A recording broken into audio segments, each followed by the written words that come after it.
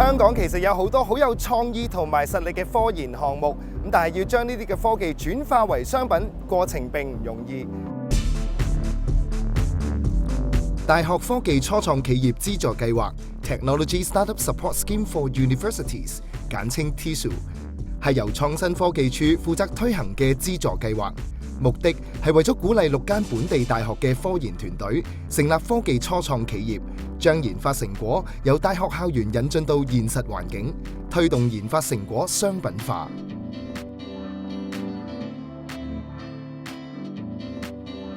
香港中文大學影像及介入放射學系教授黃德豐同校友所成立嘅豐源醫療科技有限公司，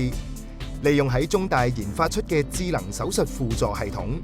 幫助醫生更高效率咁進行手術，從而減低手術嘅風險，令病人得益。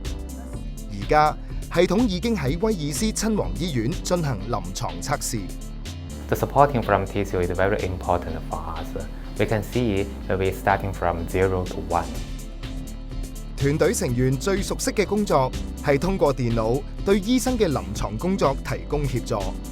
至於人力資源管理、財務會計等等有關公司營運嘅工作，對佢哋嚟講比較陌生。TSU 為佢哋帶嚟一筆額外資金，令佢哋可以請到專業人士處理有關公司營運嘅工作。珠峰創新科技有限公司係由香港科技大學計算機科學及工程學系教授權龍、研究生同埋校友成立。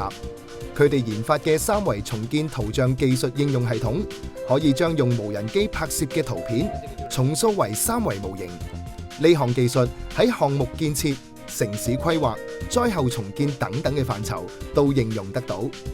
我哋做計算機3維視覺工程，需要好多嘅人才同軟件開發專家，成本好高。TSU 嘅資金就咁啱幫到我哋呢啲初創公司解決早期人才招聘嘅問題。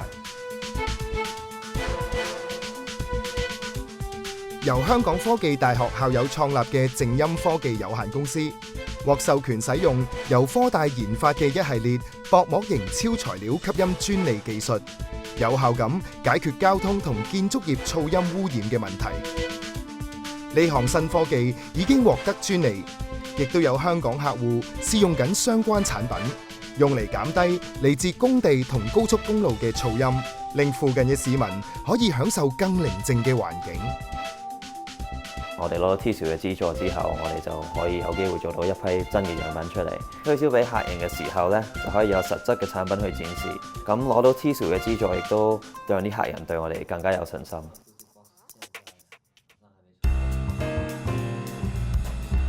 安娜藝術品科學分析有限公司係由香港浸會大學物理學系博士張乃豪同埋校友成立。佢哋將激光技術應用喺藝術品鑑定同埋修復。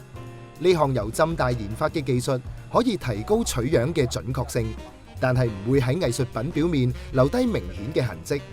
令到我哋可以欣賞到文物嘅面貌，亦都有助提高保護文物嘅水平。呢項技術已經喺2014年得到專利，喺2016年日內瓦國際發明展仲獲得電腦科學組金獎。公司依家同羅浮宮合作，將呢項技術廣泛咁樣應用喺藝術品分析工作方面。